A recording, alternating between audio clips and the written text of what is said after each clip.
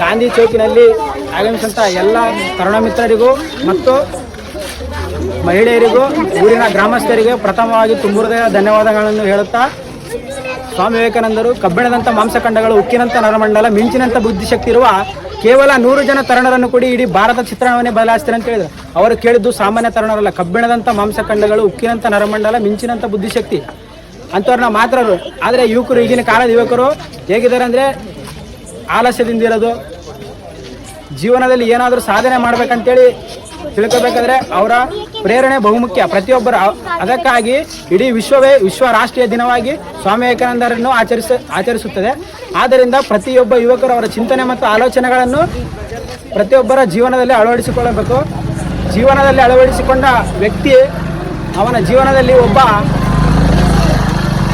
ಉದ್ಯಮಿ ಆಗಬೇಕೆಂದು ಬಯಸಿದರೆ ಅವರ ಜೀವನದಲ್ಲಿ ಖಂಡಿತವಾಗಿ ಒಬ್ಬ ಒಳ್ಳೆಯ ಉದ್ಯಮಿ ಆಗುತ್ತಾನೆ.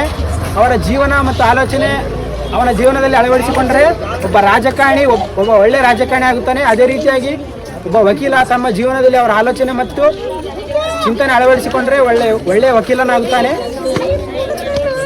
1893ರಲ್ಲಿ ಸ್ವಾಮಿ ವಿವೇಕಾನಂದರು ಚಿಕಾಗೋ ಸರ್ವಧರ್ಮ ಸಮ್ಮೇಳನದಲ್ಲಿ ಅವರು ಮಾಡಿದ 3.5 ನಿಮಿಷ ಭಾಷಣಕ್ಕೆ ಇಡೀ ಅಮೆರಿಕ ಅಲ್ಲ, ಇಡೀ ಪ್ರಪಂಚವೇ ತಿರುಗಿ ನೋಡಿತು. ಏಕೆಂದರೆ ಅವರು ಹೇಳಿದಂಥ 2 ಮಾತಂದರೆ sisters and brothers of America. ಅದು ಸಾಮಾನ್ಯ ಜನರಿಗೆ ತಿಳಿಯೋದಂಥದ್ದಲ್ಲ, ಅವರು ಅಂತರಾತ್ಮದಿಂದ ಹೇಳಿದಂಥ ಮಾತು. ಅವರು ಮಾಡಿದ 3.5 ನಿಮಿಷಕ್ಕೆ ಕರತಾಟ ಹೊಡಿಯಬೇಕಾದರೆ ಅವರು ಹೇಳ್ತಾರೆ, ಒಂದು ಕಡೆ ನಿಮ್ಮ ಗುರುಗಳ ಬಗ್ಗೆ ಹೇಳಂತೆ, ಶ್ರೀ ರಾಮಕೃಷ್ಣ ಪರಮಹಂಸರ ಬಗ್ಗೆ ಹೇಳ್ತಾರೆ, ನನ್ನ ಗುರುಗಳು ಪಾದ ಧೂಳಿನ ಕಣದಿಂದ 1000 ವಿವೇಕಾನಂದರನ್ನು ಸೃಷ್ಟಿಸುವಂಥ ಶಕ್ತಿ ನನ್ನ ಗುರುಗಳಿದೆ ಅಂತ ಹೇಳ್ತಾರೆ.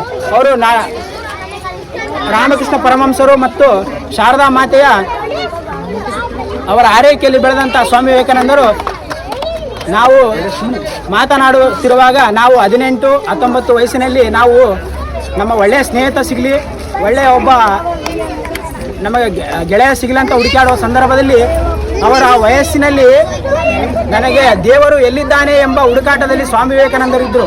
ಅವರು ಬದುಕಿದ್ದು ಕೇವಲ 32ರಿಂದ 33 ವರ್ಷಗಳ ಕಾಲ. ಅವರು ಇಡೀ ಪ್ರಪಂಚವೇ ತಿರುಗಿ ನೋಡುವಂತೆ ಬೆಳೆದ ಕಾರಣ ಅವರಲ್ಲಿರುವ ಅಂತರಾತ್ಮ ಶಕ್ತಿ ಮತ್ತು ಅವರು ಭಾರತದ ಮೇಲೆ ಮತ್ತು ದೇಶದ ಮೇಲಿರುವ ಗೌರವ. ಆದ್ದರಿಂದ ಪ್ರತಿಯೊಬ್ಬ ಯುವಕರು ಅವರ ಆಲೋಚನೆ ಮತ್ತು ಅವರ ಚಿಂತನೆ ಪ್ರತಿಯೊಬ್ಬರು ಅಳವಡಿಸಿಕೊಳ್ಳಬೇಕೆಂದು ಅವರಲ್ಲಿ ಕೇಳಿಕೊಳ್ಳುತ್ತಾ ಪ್ರತಿಯೊಬ್ಬರು ಈ ಕಾರ್ಯಕ್ರಮಕ್ಕೆ ಆಗಮಿಸಿ